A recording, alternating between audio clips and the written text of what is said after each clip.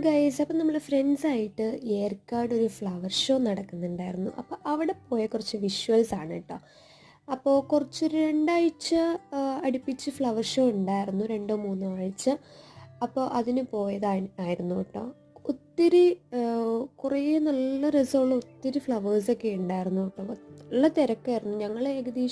ഞങ്ങൾ ഏർക്കാട് ഉണ്ടായിരുന്നെങ്കിലും ഞങ്ങൾ പോയത് ഫ്ലവർ ഷോയുടെ ലാസ്റ്റ് ദിവസമായിരുന്നു കേട്ടോ പോയിട്ടുണ്ടായിരുന്നത്. അതങ്ങനെയാണല്ലോ, നമ്മുടെ തൊട്ടടുത്തുള്ളതാണെങ്കിലും നമ്മളെപ്പോഴും വൈകിയാണല്ലോ പോവുള്ളൂ.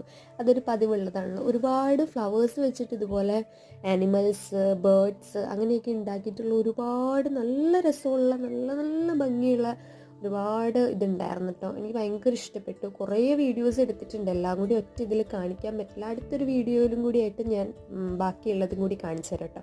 അതിന് നമ്മൾ അവിടെ നിന്നൊരു ഫുഡൊക്കെ കഴിച്ച് തട്ടുകടയിലൊക്കെ കയറിയിട്ട് നമ്മൾ തിരിച്ചു പോന്നു കേട്ടോ.